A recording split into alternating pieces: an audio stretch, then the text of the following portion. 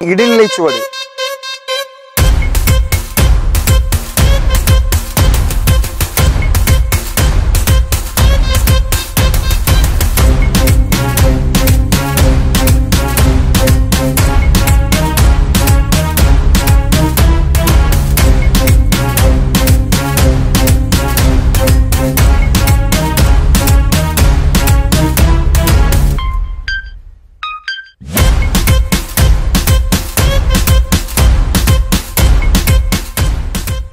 இடைநிலை சுவடு நான் முன்னாடியே சொல்லியிருப்பேன்.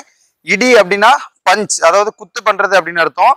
அதுதான் இந்த நிலைச்சுவடு ஃபுல்லாவே வருது. நீங்க போன கட்டத்துல பார்த்த நிலைச்சுவடு வந்து பாத்தீங்கன்னா வெட்டு நிலைச்சுவடு பாத்தீங்க. அதுல வந்து உச்சி வெட்டு, பல்லை வெட்டுகள் இந்த மாதிரிப்பட்ட அளவுகள் தான் அதிகமா இருக்கும். இதுல வந்து பாத்தீங்கன்னா நம்ம இடி பண்ற விஷயங்கள் வந்து நிறையவே இருக்கும். ஓகே, ஃபர்ஸ்ட் சமநிலை.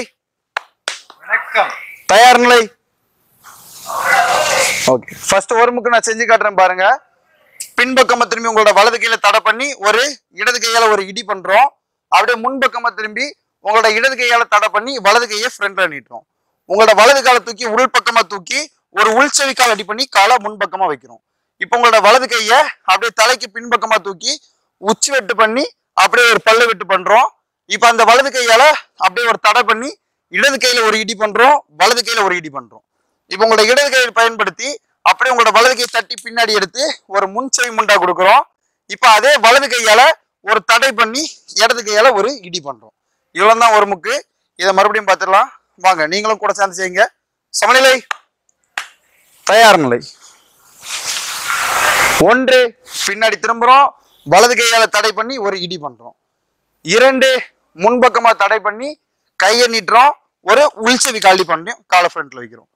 இப்ப மூன்று, வலது கையால ஒரு உச்சி வெட்டு, பல்லை வெட்டு. நான்கு, வலது கையில தடை பண்ணி இடது கையில ஒரு இடி பண்றோம், வலது கையில ஒரு இடி பண்றோம். இப்ப ஐந்து, இடது கையால தட்டி ஒரு முன்செவி முண்டா கொடுக்குறோம். ஆறு, வலது கையால தடை பண்றோம், இடது கையில ஒரு இடி பண்றோம். இந்த 6 கவுண்டிங் நம்ம திரும்ப திரும்ப பண்ண போறோம். வாங்க, தயார் நிலை. ஒன்று, இரண்டு, மூன்று, நான்கு, ஐந்து, ஆறு. சமநிலை.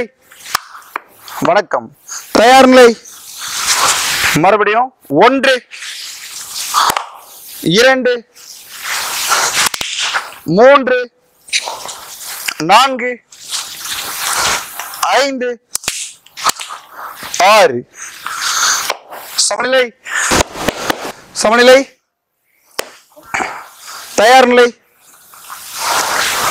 ஒன்று, இரண்டு, மூன்று, நான்கு, ஐந்து, ஆறு. சமநிலை. தயார் நிலை.